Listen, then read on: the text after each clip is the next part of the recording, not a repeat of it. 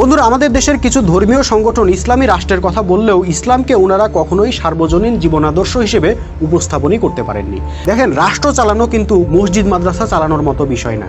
রাষ্ট্র জিনিসটা কিন্তু সার্বজনীন বিষয়। এখানে সকল দল, সকল মত, সকল ধর্ম, সকল বর্ণের মানুষের সম্মিলিত প্রতিষ্ঠান হলো রাষ্ট্র। কাজে আপনি যখন ইসলামকে রাষ্ট্রের জন্য প্রস্তাব করবেন, তখন সেই ইসলামী ব্যবস্থাকেও সকল দল, সকল মত, সকল ধর্ম, সকল বর্ণের মানুষের জন্য উপযোগী হিসেবে উপস্থাপন করতে হবে, যা ইসলামী সংগঠনগুলো করতে চরমভাবে ব্যর্থ হয়েছেন। কিভাবে ব্যর্থ হয়েছেন? দেখেন, এই ইসলামী সংগঠনের নেতাকর্মীরা ভিন্ন মতের ও ভিন্ন বিশ্বাসের প্রতি কেমন মনোভাব লালন করেন তা আমরা সবাই জানি। তারা অমুসলিমদের সম্পর্কে কেমন দৃষ্টিভঙ্গি লালন করেন সেটাও আমরা জানি।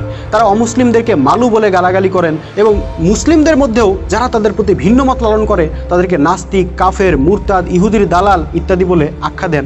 এই সমস্ত কিছুই কিন্তু আমরা দেখে আসছি। কাজে ওই সংগঠনগুলো ক্ষমতায় গেলে বা তাদের আদর্শকে রাষ্ট্র ব্যবস্থায় প্রতিষ্ঠা করলে সেটার ফলাফল কি হবে সেই নমুনা বুঝতে জনগণের আর কিন্তু বাকি নাই। সেই রাষ্ট্রটা যে সবার রাষ্ট্র থাকবে না, একটা নির্দিষ্ট উগ্রবাদী গোষ্ঠীর চারণভূমিতে পরিণত হবে, তা বুঝতে কি কারো আর কোনো বাকি থাকে? কাজে ওই ধর্মীয় সংগঠনগুলোর সাম্প্রদায়িক মনোভাবের নিচে ঢাকা পড়ে যায় ইসলামের সত্যিকারের সুমহান উদারতা ও সমতার বাণী।